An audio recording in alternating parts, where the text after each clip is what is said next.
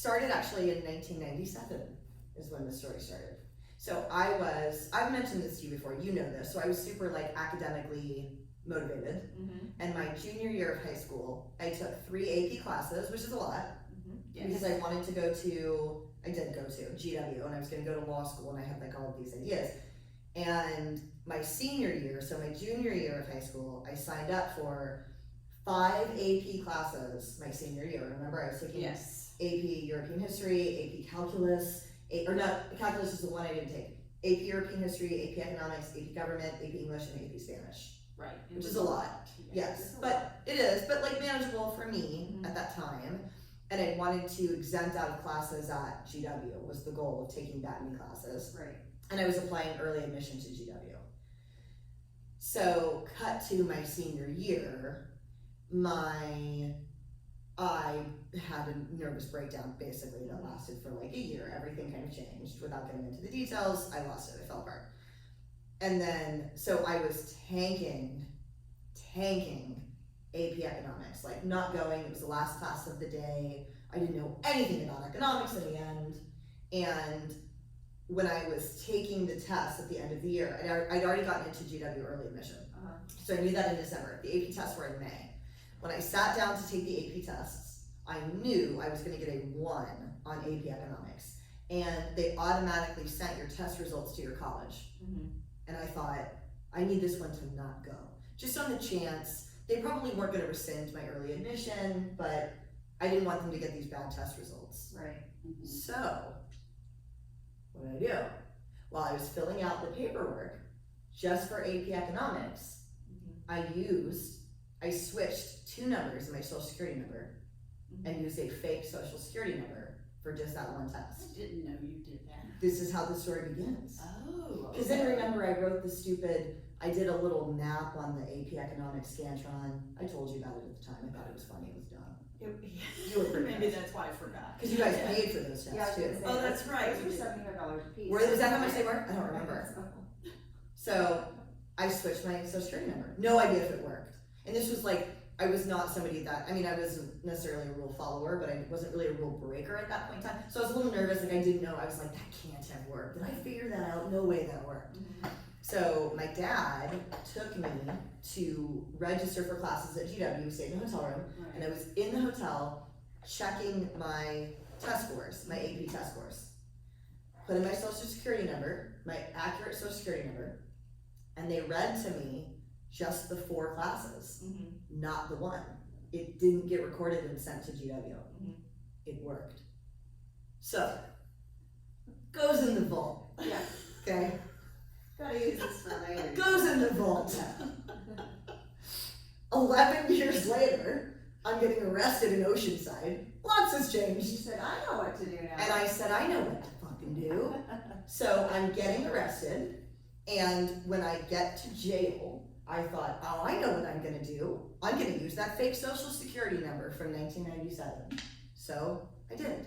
I used the wrong social security number, and I changed 1 letter of my name from Jeannine to Jeannine, which is the most southern hillbilly shit.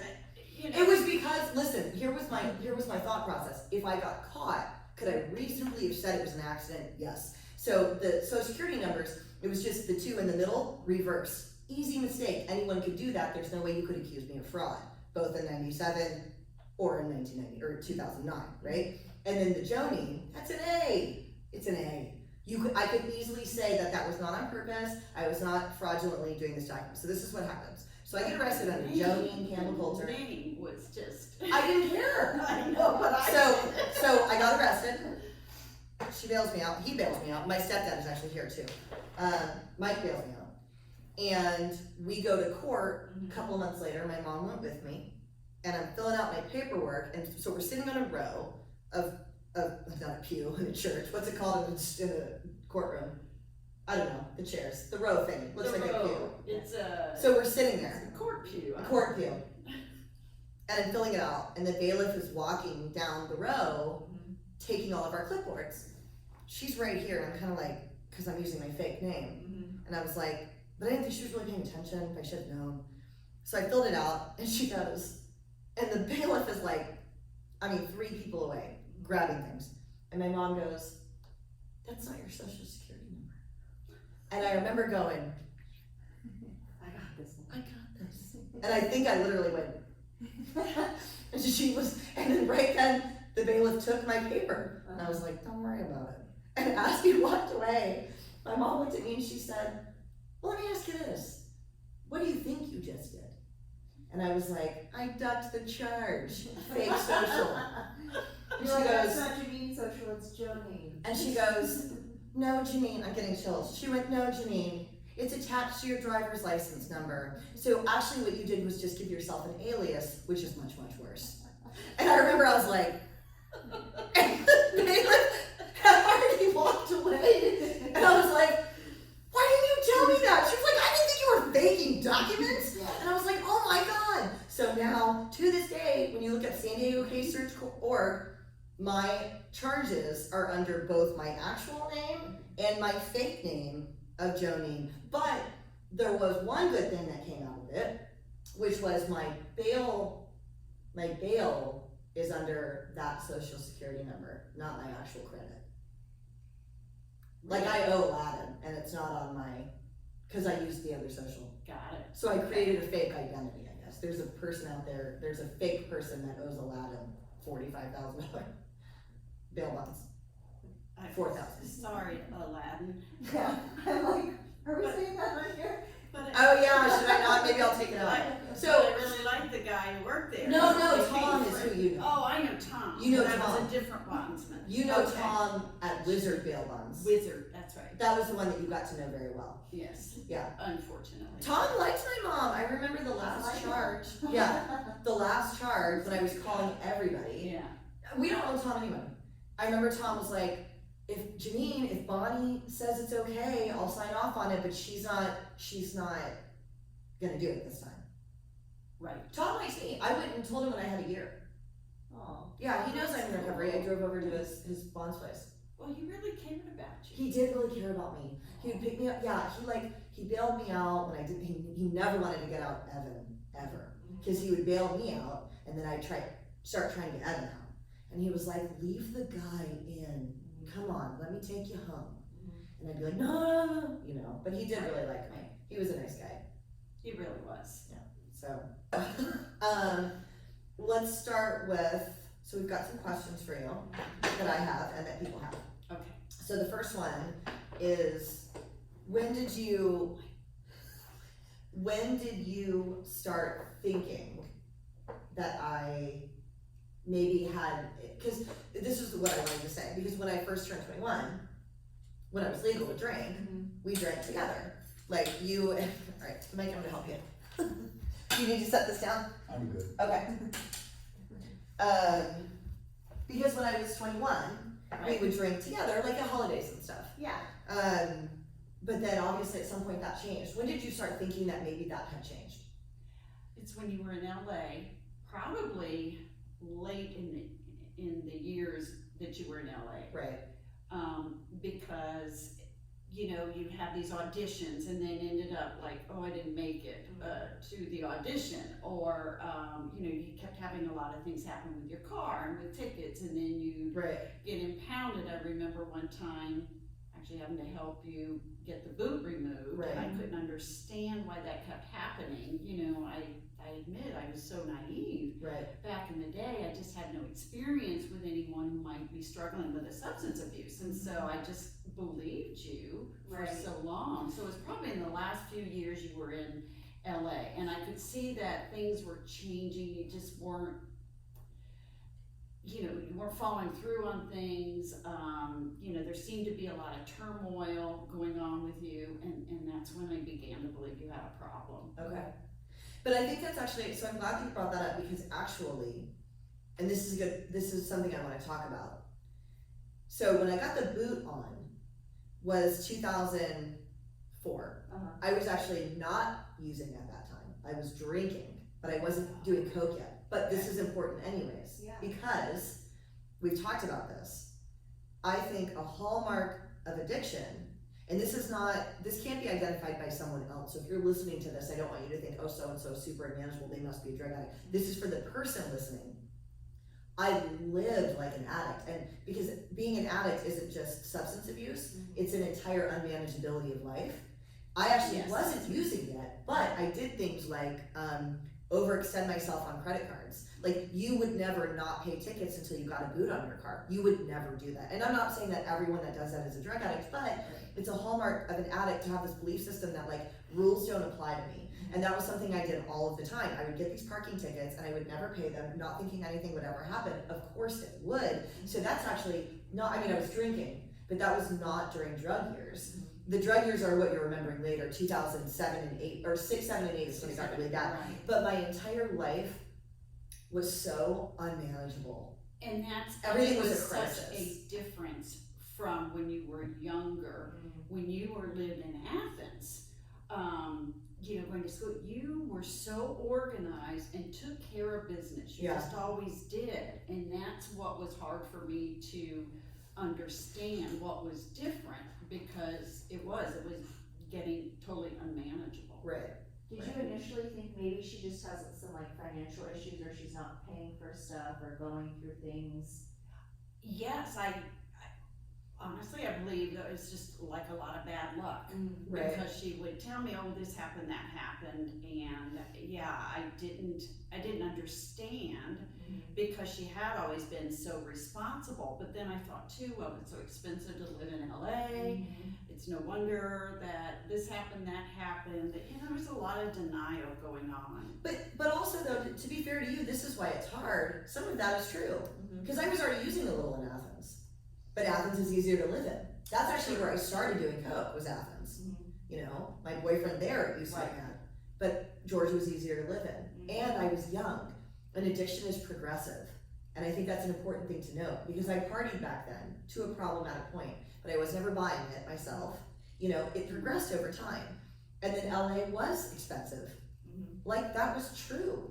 You know, so I can see how on the end of a parent, you're thinking, you know, how do you know what's really going on? Right. Because some of that was accurate, you know? Yeah, and I think too, if you're thinking of when you, like when Jeannine was young, like you said, super organized, responsible, you're thinking this seems a little bit off, but you aren't, of course, jumping to like, she's probably a She's drug doing addict. drugs. Right. Oh yeah, Of not course. at all. Yeah. Not at all. Right.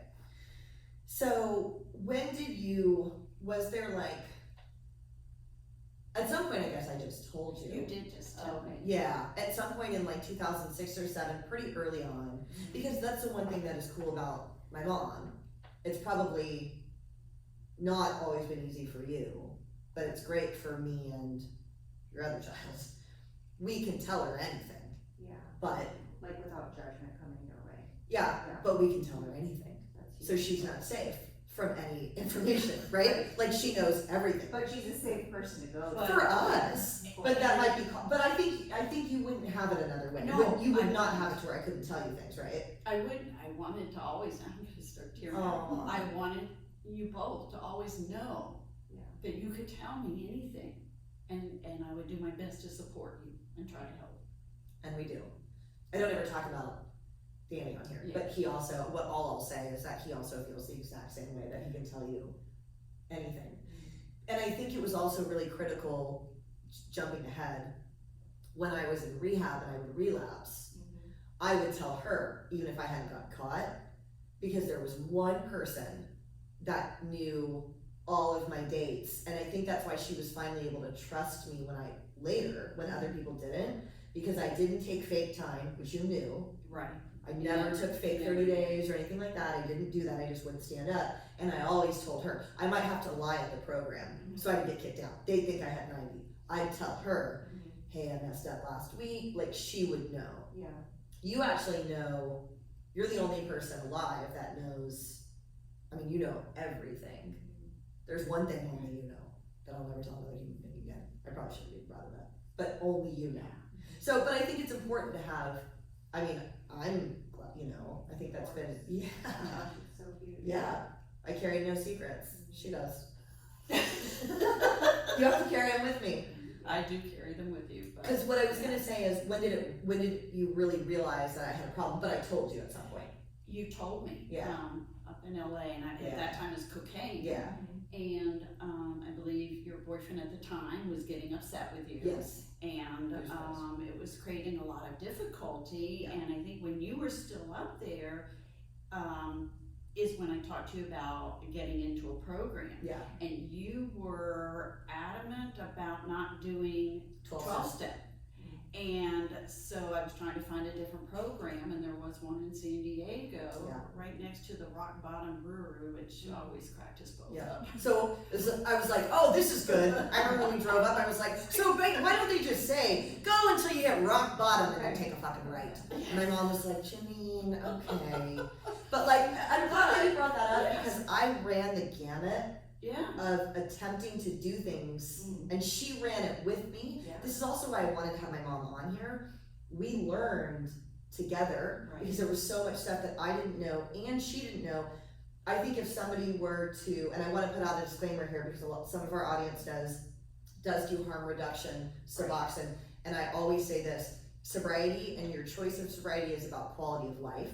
And so if you're not sharing needles, but you're going to the methadone clinic and your quality of life has improved, I support that. The only thing that worked for me though was abstinence Right, and 12-step. But we went through this process of, because I refused to quit drinking. But Exactly. I knew I needed to quit doing cocaine, but I refused to quit drinking. I couldn't even fathom that You lifestyle. could not fathom, 27 years old, I'm gonna quit thinking you would drinking? be No way. no fun anymore. Right, No no fun. way, So exactly. when you told your mom, if you, both of you remember, hey, I have a problem with cocaine, was it more like, my boyfriend's getting really upset with me, like, we're having issues, or was she like, Mom, I think I have a problem with drugs? I have Do a you problem remember? with drugs.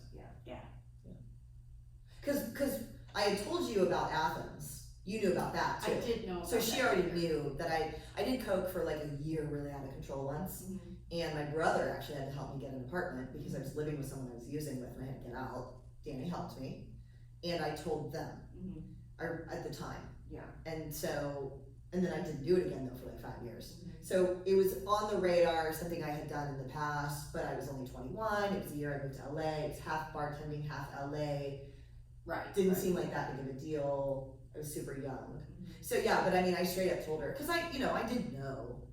I didn't want to quit drinking and I did not tie the two together, but I definitely didn't want to be doing cocaine anymore. I hated it. Oh my God, I hated it. It was ruining my life. And so I told her about that at the time.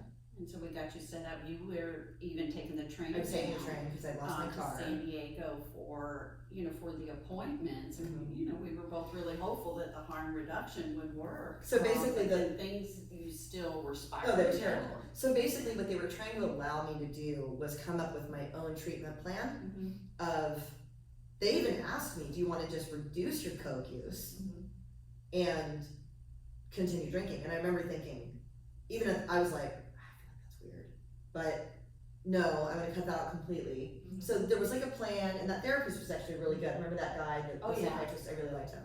But yeah, things continued to spiral in LA, and I ended up having to leave just one day. Right. I think I told you the story. My dad called me, and he said, "That's enough. Today, you leave today," and I did. And then that's when I moved down. That's when I moved down to San Diego. And you moved into with us. Yeah, exactly. While you were still doing that program. Yes. So it was like a daily program, or? It was like 3 times a week. Didn't I go 3 times a week? I think so. To like group and therapy. It was in La Jolla. They might still be there.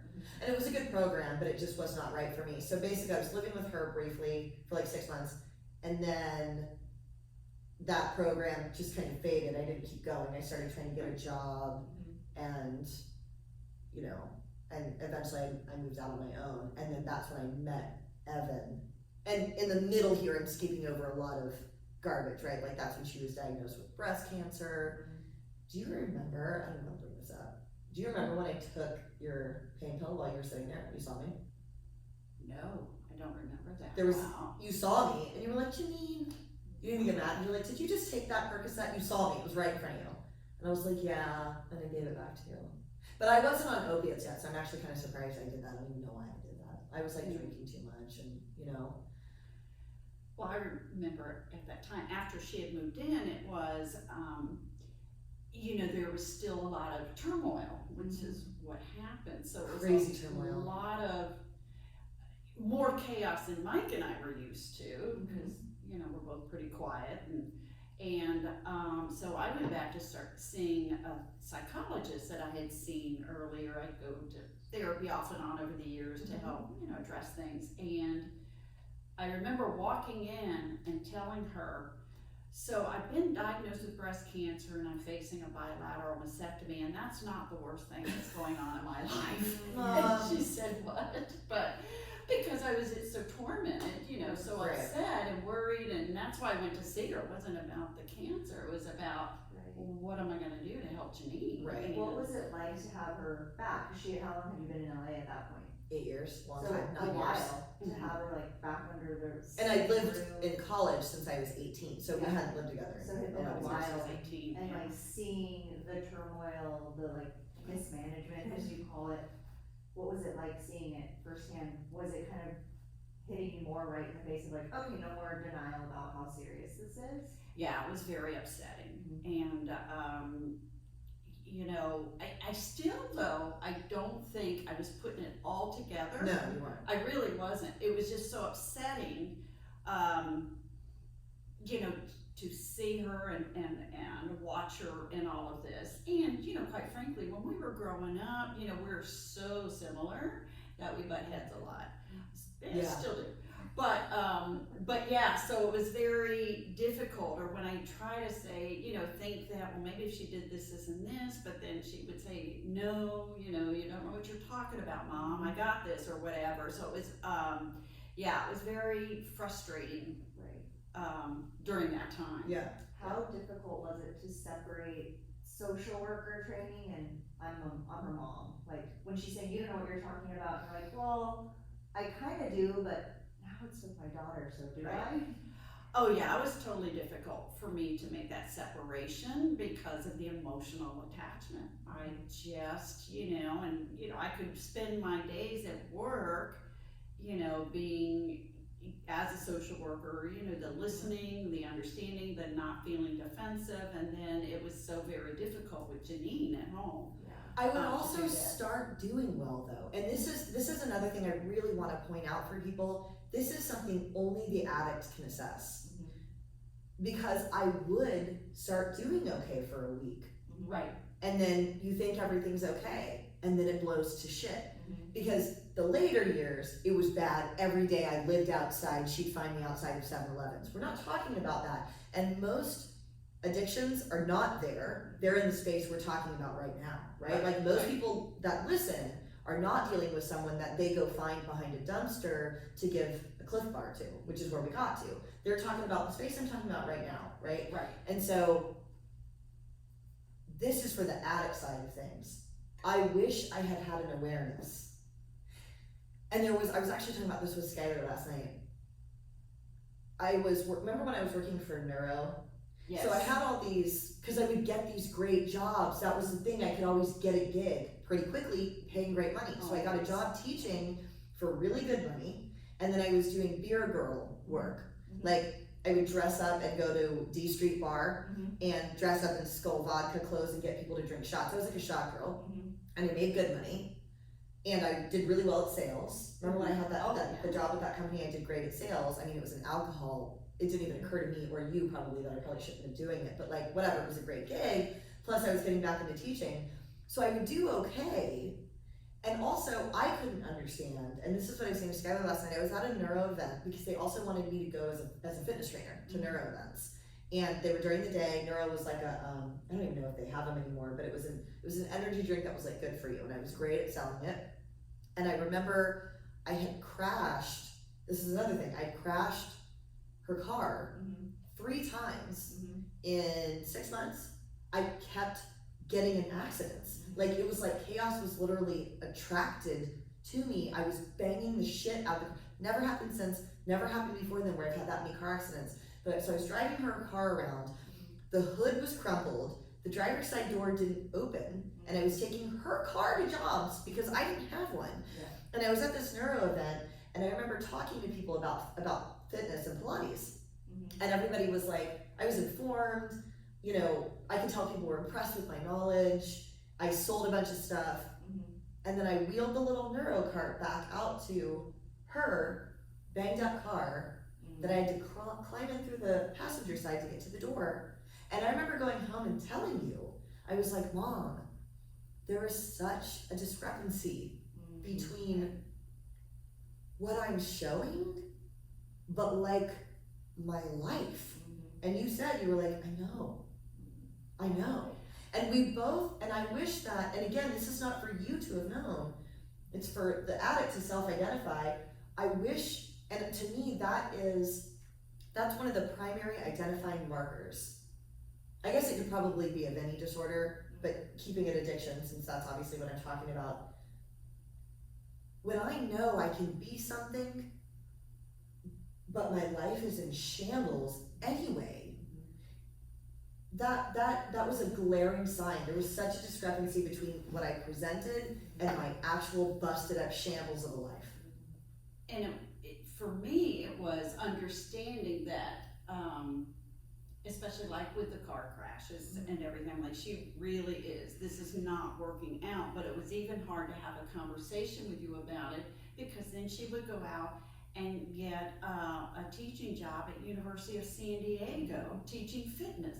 You're like, this isn't, So I'm this like, isn't matching what? up. They made me like a professor. I had like a faculty ID. Right, and so it was very, very difficult then to try to point these things out to Jeannine, because she could always say, but I'm doing this, this, and this, which was true. Right. So it kept that denial going on. And that's one of the things I try to talk about on the show, and that's one of the things I think would benefit an addict the most to look at. Moving from one crisis to another is not how most people have to live. And I wish that I had realized sooner that it wasn't the way that I had to live either. But I think it's important that we talk about those years, because I tend to mainly talk about just the homeless, going to jail, blown to shit years. But those years could have been really crucial, and I mean, I wouldn't change my patterns. I wouldn't change my life. But like, I think that's where most people spend their time, and that's why most people are so frustrated. Why most parents or family members are so frustrated, because you are, and only the addict can self-identify that. Right. And maybe as the non-addict, the family member, the friend, you aren't knowing, because if you're presenting really well, Right. it's really an internal thing that's going on. Absolutely. If you were able to look back and go, how did I feel about myself? Did I think I was doing exactly what I wanted? Did I have, great self-esteem, self-confidence? None of Those are that. probably no. Of course not. Yeah. And that was the other thing I said to Skylar last night. And this is, I put a lot of the onus on the addict, and you know how I am. Sometimes my mom has to remind me to be more compassionate, because I'm like, it's our fault. I did it. You know what I mean? Like, she has to remind me now. Like, if someone relapses, she's like, Jeannine, you have 5 years. It's very hard. So like, I do also want to give a little bit of empathy for the addict by saying this. Other people can be frustrated, but there is no pain quite like the exquisite pain of knowing that you could be something that you're not. Right. Like my friend Joe, who you've met, Mm-hmm. I had a sponsee who was with him while they were homeless, and my friend Joe is brilliant, funny guy. I mean, literally brilliant. Could write like the next great American novel. Was living in a tent for 5 years, shooting heroin. I had a sponsee that was with him at the time, and I remember asking her. I was like, "Oh my gosh, what was he like when you guys were using?" Because he's really loud and really funny, and I was like, "Was he like that?" And she was like, "No, he was super quiet. He barely spoke." And I remember thinking, "Oh right, of course not. How sad would it have been to be in his head, knowing I have this brilliance living inside of me, but I can't. Here I am." You know? Yeah. And it's like, I know you're disappointed, but no one is more disappointed than the drug addict themselves. Right. I didn't understand. I was a piece of shit train wreck, and I knew it, and I couldn't, and I was getting older. I mean, it was just, So, but I want to move to even like the darker days. Right. So I moved out, met Evan, everything got really, really, really bad. Well, let's get into the questions that other people have for you, because then we'll probably end up touching on some of that stuff. Yes. Do you have any regrets about any of it? I don't, only because at every point, I was doing the best I can. We're talking about somebody who was very naive, didn't even, I didn't understand drugs at all. That had never been a part of my life. And because of that, I look back now, and yes, in the early days, I was enabling you because I didn't understand. And it was a real process for me to get to the point where, we kind of ended up. So I don't regret it because I had to learn myself. Silly as it may sound, I feel like you and I took the journey together. No, we did. And it was hard, it was awful, the pain, for both of us. So I don't regret it. I'm glad that I kept trying to learn how to manage it, and I did. And it was through the process, like at first, when I first came to terms with the fact that yes, you are a drug addict and you are using heroin. I told her that too, by the way. And she told me that as well. She didn't find I told her. And the horror of that, and as a mother, and I think most parents, when your child has like really a fatal disease, won't you do anything and everything? You will do everything, right, wrong, you will grab everything to try to save them. I don't care how old they are. And so that's what I was doing. And was I making mistakes? Oh yeah, I'm quite sure I was. Was I enabling earlier on? Yes, I know I was. But I kept learning. I went, I read every book I could. I actually went to Naranon. And I couldn't do Naranon because in the particular group I was in, a lot of the parents were angry, right? Rightfully so, and would use those times to kind of vent about their anger and everything, which you've got to have a safe place to do that. But they'd say things like, I don't, well, clearly they love heroin more than they do their own child, or this and that and the other. And with every ounce of my being, I've never believed that about any addict, but particularly about Jeannine, because I could not wrap my head around the fact that she would rather be doing this than anything else in the world. And I still don't believe that. Nobody wants to be an addict or an alcoholic. Nobody. And so I hung on to that. I stopped going there. I actually went to a psychologist who, unbeknownst to me, worked with addicts and alcoholics. And he gave me what I think was the best kind of roadmap for managing this and coming to terms with your addiction. Because he's the one who explained to me, it's not a pass or fail. It's a journey that they're going on. So many times when an addict relapses or an alcoholic relapses, everyone around them, well, there you go again, we tried to help you, well, loser, whatever. And that's only the other people around them. That voice is so much louder in their own darn heads. Do you not think they are so filled with self-loathing? I did it again. Look, I failed everyone. I am a loser, which is that vicious cycle. What the heck? I'll just keep doing it. And I thought, he's right.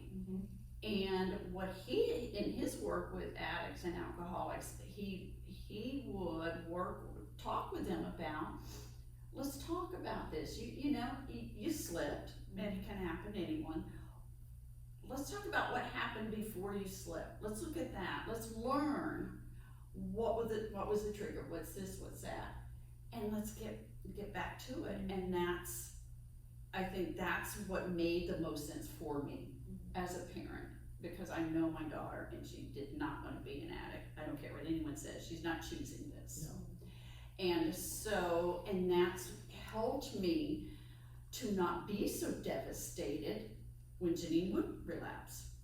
Okay, that's all right, you did, but it doesn't mean you can't just Yeah. start all over again. As heartbreaking as it is and as hopeless as you feel. And so that really helped me to cope, and I tried to express that to Jeannine You throughout don't. the different times. I think that's why it And- was safe for me to tell you when I relapsed too, Yeah. because she would go, okay, I told you, I decided it was the last time she was ever gonna say it. She'd go, well, okay, because what I would do is, and we're skipping a lot in the middle here, to just very briefly sum up what happened for the listener. I moved out, met a guy, at some point he ended up on heroin. None of this is his fault. I always say that, this is not his fault at all. I ended up doing it with him, that was my choice. I get strung out, over 10 months I end up homeless. Now we're talking about those times. In and out of rehab, jail for 5 years, now we're talking about in that period. During that time, I would relapse in a program, I would get kicked out, and I would try to get into a sober living before I called her and say, hey, because she'd always come visit me. Oh, we should talk about that too, visiting people at Choices when nobody else was there. Yeah. My mom would be the only parent there sometimes at Choices. Saturday afternoons, and Yeah. then I feel so bad, I started bringing. She'd bring donuts for everybody. For everyone. Because all the other kids were there with their parents not there. And my mom would show up every Saturday, it was really sad. Well, and that's for me, kind of led me to where the choices that I began to make then. That I will always be there for my child emotionally. They need to know that that door is always there and it's ajar. It's just waiting for you. I will be there for you emotionally. I will still have a relationship with you. I will no longer give you money. Yeah, so Finally learned let's that. talk about that. That stuff. Yeah, because right. She's already kind of started to answer, but it sounds like going to the psychologist, but was there a particular incident or epiphany you had that made you approach Jeannine differently and go, oh wait, some of that behavior is enabling, some of it is compassion, which I'm gonna stick with, Right. but yeah, what did that kind of shift look like? You kind of started to talk about it. Yeah, and I don't know if it was any one moment as opposed to just learning that money was not the answer. I remember there was one time she said, I got a new job and I need $40 for 2 work shirts. And by then I had learned enough too to know that you need $20 for whatever you call it, when you, heroin. A bag. A bag. That's I the do thing, like, I anything as a multiple of 20. So I finally figured that out, and then that kind of, so it was just over time Yeah. where I began to figure out, okay, this is what she's using it for. Do I think she's purposely manipulating me? I really didn't. I think that's desperation speaking, but I did not need to feed into that desperation. It is, I'm glad that you brought that up. I did not, and that's the other thing I think people forget. Man, I didn't want to do that. I didn't want to lie to her. Like she said, we butted heads over the years, but I didn't want to lie to her. And I didn't want to lie to Dad and ask him for money. Right, Dope. right. God. Yeah. I didn't want to be doing it. But so, because that was a lot of the questions that we got. What would you say is the difference between, like, where did you eventually get to? Because I think that you got to a good place where you feel like, so what does it look like to say I'm supporting someone emotionally, but I'm not enabling them? Like, what do you mean by that? Okay, so it means no more money at all, period, the end. And no more staying at my house. You can't live there, no matter what's going on. I would always, as much as I could, I would get a cell phone for Jeannine, for me. Because not knowing where she was, especially when she was alone on the streets, was just, Terrifying. it's terrifying. It absolutely is. So I did get her, and I paid for a cell phone regularly for me. But the minute she said, I need help, Mom, can you help me get something into a place? Then I would. Absolutely, I'm here with you 100%. And part of that is, and you and I have talked about it, Jeannine, is when somebody is that strung out or whatever's going on, it's very difficult for them to navigate systems that I, as a social Right. worker, find very difficult to navigate, and I've been doing this all my life. Definitely. Yeah, and What, I I'm remember gonna the Google, first I'm gonna Google time. something behind a dumpster and find a On your detox flip phone? and from my flip phone. Yeah. the very first time, I'm like, okay, I gotta find a detox. So I'm calling all the detoxes.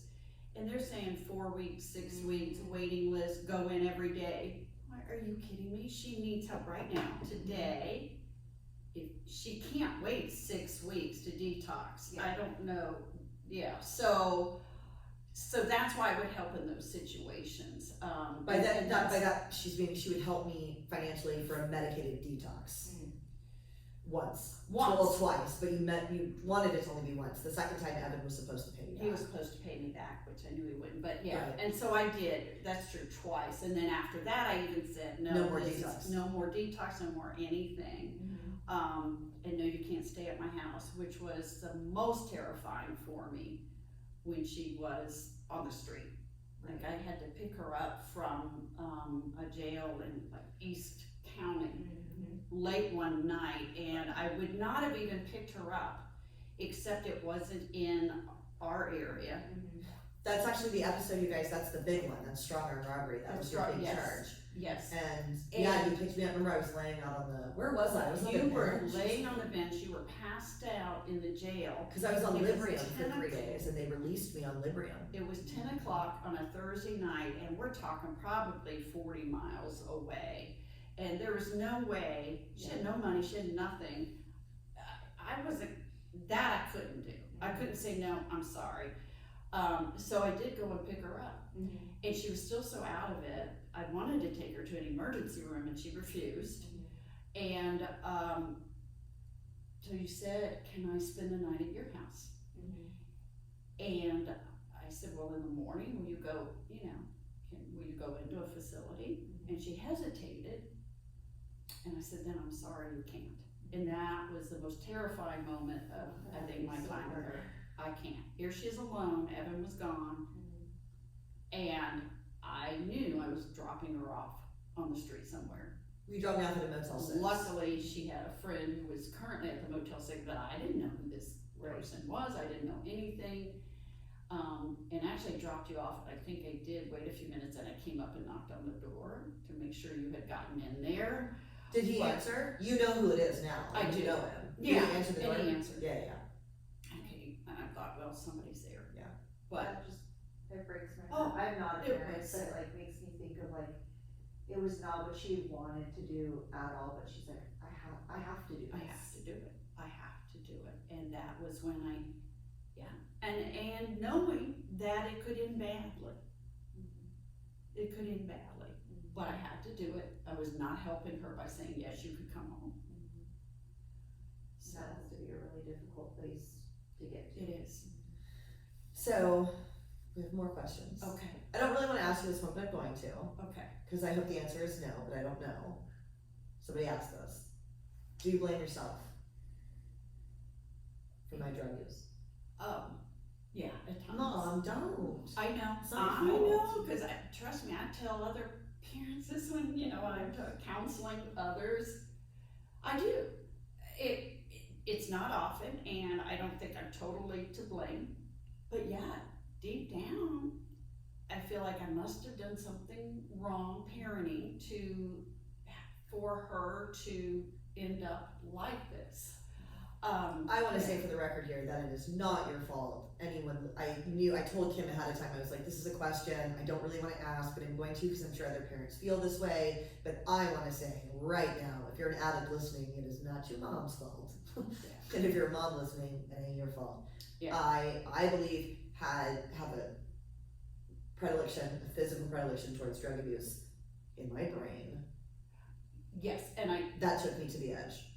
So I can appreciate that you might feel that way, but Yeah. I do not at all. it's a lot better than it was before, because you totally blame yourself for everything. And I do know enough intellectually to know, Bonnie, you did the best you could as a parent, and it wasn't your fault, but every so often that little, nudge comes up, and but at the end of the day, the addict's responsibility, Yes. the alcoholic's responsibility to take care of themselves, because we all had crap happen to us when we were Exactly, young. exactly. And I do also highly believe in the predilection, especially it runs in families. Right. The addictive predilection runs deep in our family Yes. too, so. Do you worry about me now? Now we're in all reader questions. Okay. Do you worry about me now? No, I don't. I don't? really don't. Oh no, not after, I think after the first year. Okay. Because you've never gotten nearly that far Fair. at all. True, that's true. And although I still at night worried about a phone call for probably a couple of years. Yeah. I did. But I don't at all now. Because I know that you have said so many times, I do not take this for granted. I stay in the principles of NA. You know, you've got sponsees yourself. You still work the program, and you don't ever want to forget and go back. And that's why I don't worry anymore. Also, this ridiculous memory. I remember everything. When she and I were going through the timeline yesterday, I was like, so it started around when my papa died, which her dad. Yeah. And I walked us through, you know, to the doghouse, living in the doghouse.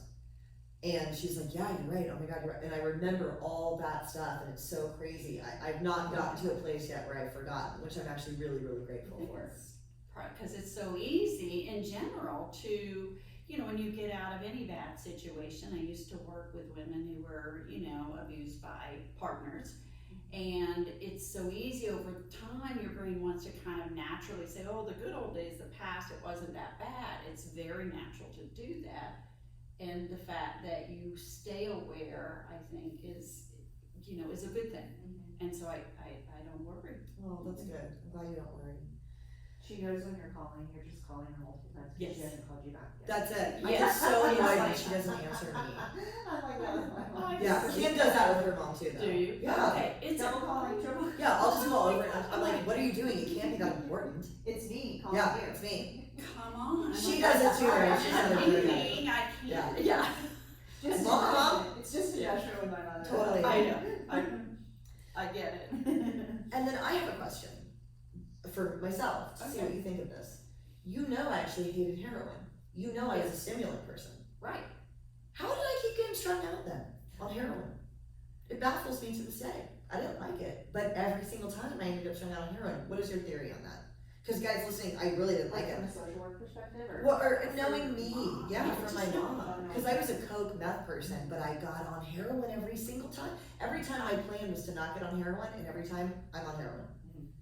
I've not thought about it before. Okay. But my guess would be, it would be when you got to the point of being so much in pain, because it just numbed you from the pain. But you don't think about anything Right. when you're. So the pain of the fact that I had like relapsed and I was using, so eventually I would navigate to heroin to not maybe think about it. Yeah, or just even on, because things, you were still involved in all the turmoil with cocaine or meth or Right. whatever. It's just this frenetic thing, Yeah. and you just needed to step back and escape. Yeah. That would be what I would Because think. for but I the have life no of idea. me, I could never understand that. I was like, how did I get strung out again? I don't even like this stuff. And it's pretty freaking powerful too. Yeah. Yeah. That makes sense. Did you think I would ever stop when we were in it? Did you have hope anymore or no? I went through, the last year or two. I lost faith.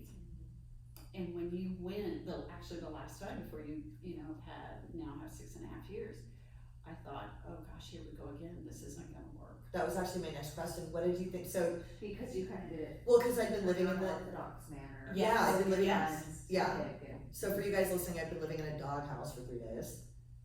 Called a friend to pick me up from Palm Desert that I met at Burger King, but I called her first. And I said, can you come see me at this Burger King? She knows the guy that picked me up, very good person, not one of my Yes. addict friends, great guy. And I said, he's back from Afghanistan, Marine, he happens to be back right now, he's willing to come get me right now. Do you wanna come see me? And you were on the way to church, because I remember you were wearing a dress, a church dress. And you came to meet me at the Burger King, and I wanted money for cigarettes. And she would not give me any money for cigarettes. And I was like, dude, I want $5. he's coming all this way, now he's also gonna have to buy me cigarettes. And Oh, she was dear. like, I guess he's gonna have to buy you cigarettes then, you know, I don't know. But you gave me a Cliff Bar and some vitamin C tablets. That's like the only thing I had in the house. This is what I'm willing to get. Right. And I was like, what's this When it comes to garbage? things healthy. I need fucking vitamin C. So she gave me vitamin C and a Cliff Bar at the Burger King. And then I remember you were on your way to church and you were like, I gotta go. So she left me at the Burger King and said, you know, good luck, honey. I hope, you know, call me when you get there, whatever you said. Yeah. And then after you left, they made me leave the Burger King because I was like, obviously a homeless person. I had one shoe on. And they made me go, so I was sitting in the parking lot when he pulled up. Yeah. What did you think, that was my next question, do you remember meeting me at the Burger King and what did you think when you left? I thought this was not gonna work. I really thought, this isn't gonna work, cause your whole plan, you told me, I'm gonna be there 2 weeks, come back, get a job and be done with it, and I'd heard that so many times before, I just need to go back to work, and then I'll be fine. Program talk, and I'm gonna get a program on that. Right. Well, although actually, about that though, so you can get into a program cycle when you're in recovery. And it's almost like, so if addiction is a circus and heroin is a tightrope at the top, there are nets below that look like safety. And one of them is this program cycle. And you can bounce from the trapeze to the program, from the tightrope to the program cycle a lot, and I was in that. And I believed I needed to get into another program, so when I was getting kicked out of the one in Oceanside, prior to this, a few months before this, I was gonna get into another program and call her, which is what I always did. So I was scrambling, I was packing my stuff, putting it all in the garbage bag, thinking, I wonder if I could go to Serenity House or one of the Kiva. There are a few places that haven't taken me, I guess I'll go. And a counselor at FRC came into the room, and she'd known me for a long time in and out of NA also. And she's a real brass woman. And I'm getting chills. She stood behind me and she went super loud, scared me. She went, oh, what the fuck? Because she'd gotten me into the program. Right. She'd gotten me into Detox and the program. And I turned around and I was like, I'm sorry, but I'm gonna get into another program. I'm thinking about it right now. And she was like, fuck that, dude. She was like, Jeannine, we've been doing this for so long. She was screaming at me. She was like, you've programmed to here. Now it is, are you gonna do it or not? Yeah. And she just walked out. And that really did that hit me when she said that. I realized that was true. I've been to enough programs. Right. I've been to all of them. I've been to 3 or something. And so that was one of the reasons why I wasn't conscious probably at that moment, but a little bit it was. But it was probably obviously very unbelievable because I wasn't going into a program. I was going to my friend's house who drinks. I went to my friend's house. I had one suboxone. You guys all heard the story. I had one suboxone on me. And then after a day, obviously that goes away. And the rest of that kick was just nothing. No car, no bank account, nowhere to live, just in Palm Desert. So you didn't think it was gonna work? No. And then, you came back and then talked your way into the sober living. Steve let me come back. Steve let you come back, and you were gonna get a job. You had nothing, and so you had to take the train and the bus. But I had done one thing before I left, and this is crazy. I had emailed somebody off of Craigslist That's right. about a spin job in Encinitas, and I didn't make the gig because I was strung out. Kicked for 2 weeks, came back, and thought, I wonder if that girl would audition me again. And this is where we sit. Right. And I own that. Isn't that crazy? And she got me she gave me the job, obviously. So I started teaching right here in the studio for 19 days off heroin, taking the train, like you said, with nothing. With nothing. Yeah. So for that first 6 months, year, was it pins and needles for you? Is this really working? Is it happening this time? Am I waiting for a call? Is that Yes. how you lived? Yeah, I did for at least 6 months, if not longer, particularly when she was just riding the bus and the Right. public transportation, and because I felt like it was getting her down so much. I really believed that she would relapse just because of that, because it was such a nightmare to get anywhere, and that she's walking in with a stuff, and so I was constantly on pins and needles, because you were real fragile too. Yeah. You were so fragile, and you get so easily upset about everything. And so I did worry a lot. Did I? I don't remember. Yeah, you did. Everything was freaking you out. Everything was upsetting. Everything was, I can't do this, I can't do this, I can't do Well, now this. she's having to work through the feelings instead of numbing out too. Except numbing. Which is hard. Oh yeah. Life is hard as it is. I know. I was gonna say, well, she said that. I'm like, I still freak out all the time. So. Well, and she was also, because she had no money, Right. she was having to sleep in the living room, so didn't even have a room to call her own, and I just kept thinking, oh, I don't know if this is gonna work, I don't know if it's gonna work. Yeah, that sucked. I was on the couch. Yeah. Yeah. So that sucked. Was there a moment or a few moments, but I think you already said this, was there a moment that stands out as like the scariest moment for you? The scariest thing that happened? Or was it when you picked me up from jail and dropped me off at the That motel? one and one other one. So when I had to drop you off, I tell you, no, you can't stay at my house and drop you off. Oh, It's yeah, a what did you sleazy motel. That just was, I sobbed all the way home. But the other one was when you called me on some guy's phone in front of 7-Eleven. Because you didn't have your own phone, and This is what led her to make the decision to give me a phone. and I didn't know what was going on. You said you were gonna try to get something or somewhere or whatever, and then I didn't hear from you. I actually called that phone number back. I was poor guy. I thought, oh my gosh, So it was a guy standing in front of 7-Eleven. It was like 2 in the morning. I was on my bike. Evan was still in jail, so I was homeless alone, just riding my bike around. Which was so terrifying. And some guy was in front of the 7-Eleven, and I was like, hey, can I use your phone? I need to call my mom. Yeah. And he said yes, and I called her, and I don't remember what I said, and then, but you called him back. I called him back because I didn't hear back from her, and I was like, did she find a place? And this poor guy's like, ma'am, I'm sorry, she just took off, and that fear of not having any idea what was gonna happen next and how to get in touch with her. That was another just terrifying moment. The time that you found me in that apartment complex was scary though, right? Or that was scary for me. No, So I the most- was too, She can't, too so ignorant to realize to be scared. she shouldn't have. So she would come find me. Right. Because you guys have all heard the story about, remember when you walked in and you went, I don't care what anyone's doing. Everybody's like smoking meth. Yeah. There's like cash out from robberies. Yeah. And my mom walks into this crack house, throws her hands up and goes, I don't care what anyone's doing. I'm here for my daughter and I hope everybody has a great day. And walked through the crack house to the cinder block. I had cinder blocks set up as my room. And she sat on the couch with me and was like, Southern charm comes. yeah, just sat with me on the couch in the crack house. But a different time you found me in that other scary place. Yes, and I wasn't even scared. Tell then, them what you probably did, how you found me. because this was because I wanted to know where you were because your niece had just been born. And I still think she needs to know she's got a niece now. I wanted her to know.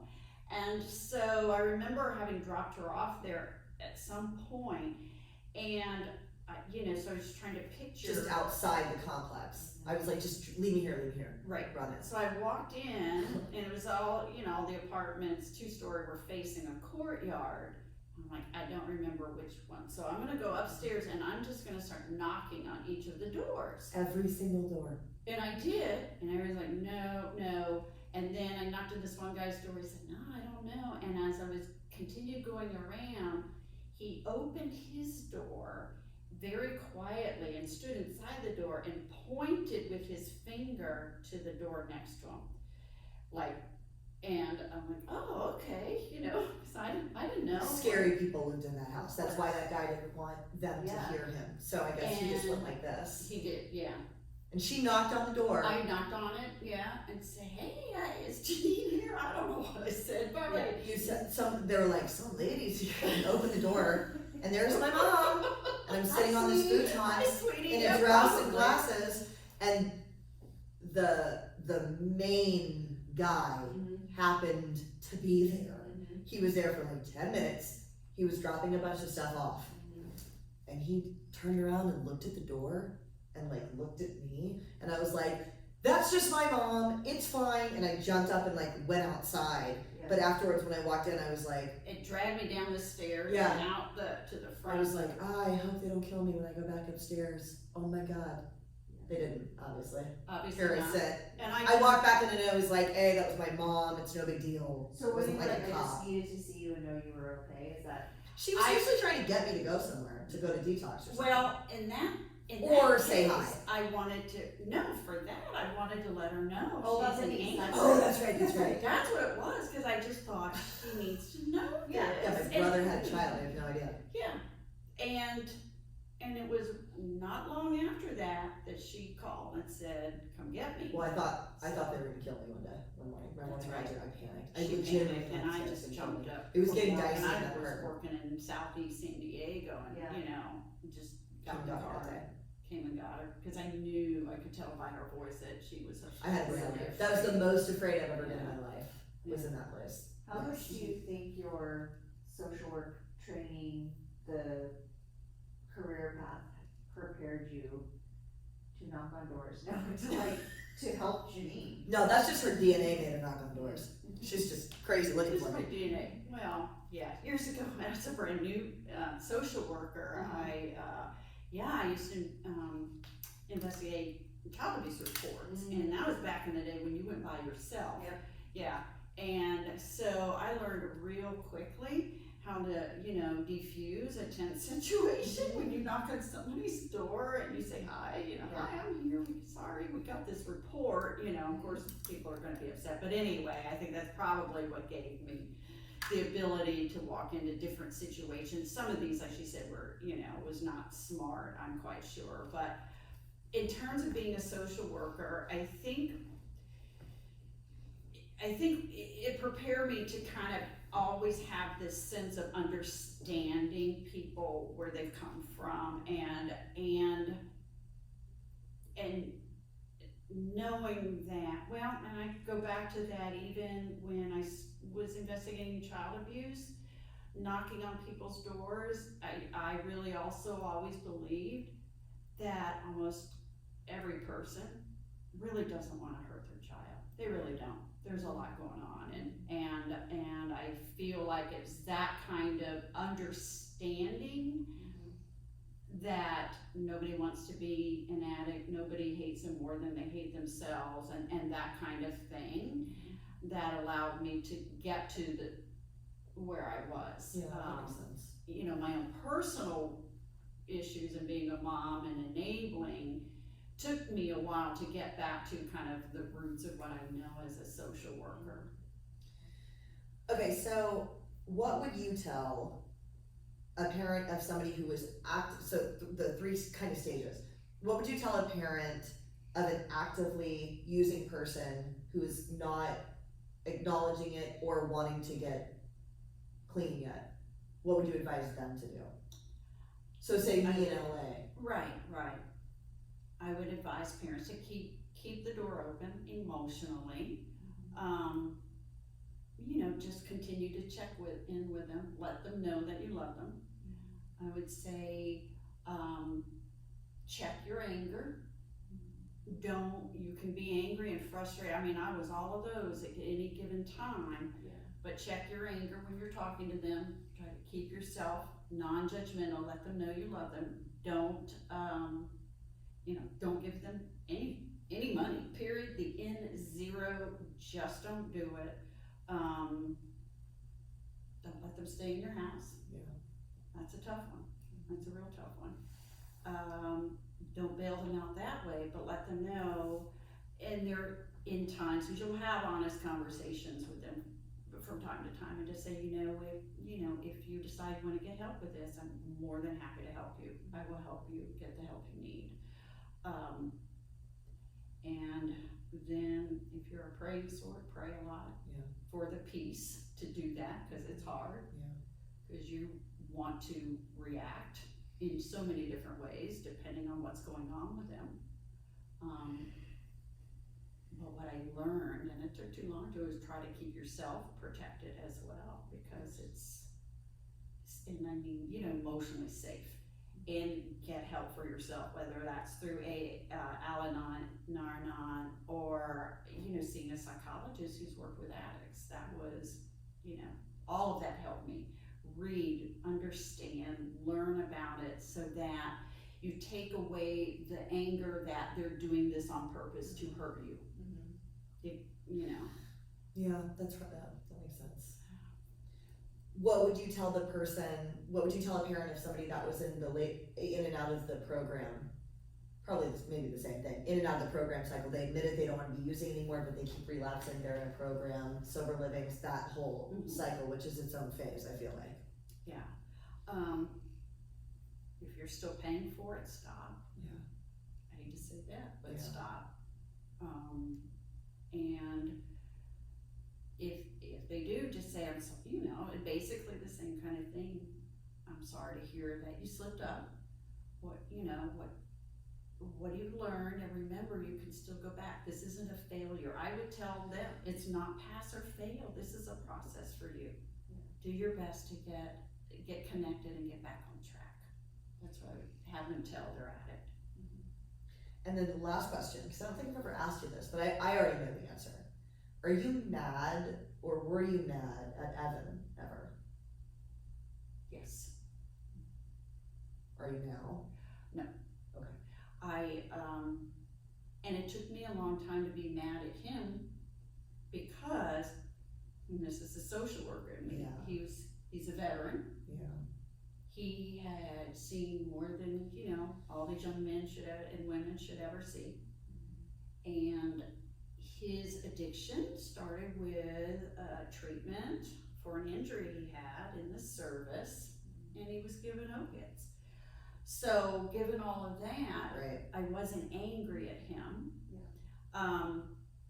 And I actually, in the midst of all of this, I was able to get him connected with the VA. That's another ordeal. No, But you helped him more I than helped him. anybody. I mean, I guess I don't know since then, but Very helpful. I knew he needed help too, and was able to help him get into the VA program, you know, inpatient actually, and he did well for a while. Then he started relapsing, and you all did. There was one time, there was one situation for which I'm extremely angry, and I don't know that I want to share that here. That as much as Mike and I helped him along with Jeannine, and I don't mean by that, you know, monetarily or whatever, when he needed resources, I'd connect him to veteran resources, help him with that, but and did something to us that was very, very upsetting, and I was angry about that. But in general, I knew it took two of you to get there, yeah. and I knew too that when we had the chance, I needed to get him the heck out of here. Yeah. Because the two of you together were gonna die. Yeah. And was able to work with his stepmother. There was a VA there, so we talked about getting him reconnected, and I knew that was your best chance Yeah. for getting well. Yeah. And quite frankly, that was my first priority. Right. And then I hoped that he would also get well. Hope the best for him on his Yeah. own. Right. Okay. I have some questions Okay. about How are you feeling? Are you doing okay? Yeah. Okay, good. Fine. Okay, good. we're in recovery, so kind of since Jeannine's been clean. Jeannine, on one of the earlier episodes, talked about when she got her first car given to her, and she went to go pick you up. I think you took her for Starbucks. I took her to Starbucks drive-thru. Oh, yeah. Can you maybe tell that story together, kind of what it was like for you, and then Mom, what it was like when she was able to kind of do something for you with a truly like unselfish motive? Yeah, it was. Did I even call you, or did I just show up at your house? No, in you a car? called. I You did, said, I'm gonna okay. come by. And Because guys, I didn't have a car for 5 years. No license, no car. And how far into 6 months? No, 8 months. 8 months. But I hadn't had it in a long was- time. Any family occasion, any holiday, Mom, she would have to come pick me up, drive me, bring me back to either a sober living or a street corner, depending on what was going on, because she still wanted me involved in family things. Yeah. So she would bring me to things, but then like bring me back to whatever I was doing. And so I remember being, and I know we talked about this earlier, so it made me think at first, I remember at first I was nervous. Like if I stole it. I didn't think you stole it. No, I had stolen it, but I wasn't sure where it came from. And so I was a little nervous about that. And I think at that time, did I know you had gotten your license? I'm not sure. I didn't, Because she had not had a license before when she took me somewhere, and that freaked me out. I did get it because that was one of the things that this last period, I tried to, Steve said to me once in the early days, he said, you know what your problem is? He was always telling me what my problem was, but he was usually right. And he said, you are last things first, first things last, every time you get in here. Yeah. And he was right. So I decided to finally try to not do that. So rather than go get my lashes done with my first check, which I made a joking TikTok about the other day, because that's what I would have done. You know that's what I would have done. Of course. I started You saving. have done it before. Of course, yeah. I started saving instead. And rather than just buy a car without a license, which is totally something I would have done, Right. I got my license first, believing that if I started putting the pieces together of that kind of thing, they would start to fall into place. Right. And on that, I was right. So I got my license back. It wasn't even that expensive because I'd gone to homeless court Right. and they paid most of it. So I owed $86 to renew it, and then there was one thing left. I went and did that before I had the car. So I got it renewed just in case. Now I did take a rental car and drive you somewhere without my license. I had like 3 months because it was for Mother's Day, which was May. And I drove her all the way up to Orange County. And on the way back, she said something about, now, because my boyfriend at the time had rented the car. She was like, now I know you don't have a license. And I was like, Mom, God, can I just focus on the positive? I have 90 days. And she was like, okay. But I did realize, but I didn't do a lot of that. I did it that day because we were gonna go see Gumby and blah, blah, blah. But, so I already had my license, but you may not have known that. Yeah. My boyfriend is the one that took me to the DMV, so you might not have known ahead of time that I had a license. You maybe had to ask me. But when she, clarified it was her car actually, and kind of shared what had happened, and that you were gonna take me to get Starbucks, I was like, I just couldn't believe it. I think it. She started crying in the drive-thru. I never thought I'd see this day where you would be able to do something for me and have a normal outing with my daughter. Like a mother-daughter. I really wanted those outings back. It had been so long. Yeah. Oh, Kim. Yeah, it was very special. How do you think, or how would you describe your relationship with Jeannine now? I think we have a great relationship. We have an honest relationship. Just super honest. And, there's times we might, and even that's rare, have words. Like I said, we're both a lot the same and opinionated, that kind of thing. But we're completely honest. There's literally nothing going unsaid, right? Yeah. Ever. And I think we have a great relationship. I also want to point out that my stepdad is here, who did not have to do any of this shit. So thank you. I didn't know Mike was going to be here, but yeah, he's a good man. I And know. Because throughout all of this, guys, just so you know, my mom was married to a guy that's not my dad, and he had to deal with all this bullshit too. He visited me at rehab. He drove a motorcycle to come see me at rehab, and everybody thought it was cool. yeah, you would just drop by to see her and support her. And I think a lot He bought me a of carton of cigarettes on the way to Choices. I was so stoked. Because I was like, I don't know if anybody in my family would, but Mike brought me a 12-pack of Cokes and a carton of Marlboro Lights. And I was like, Coca-Colas, yeah. And I was like, that's cool. Because remember, he had to take me from Sharp to Choices the That's first time right. for some reason. That's right. Well, and I think so.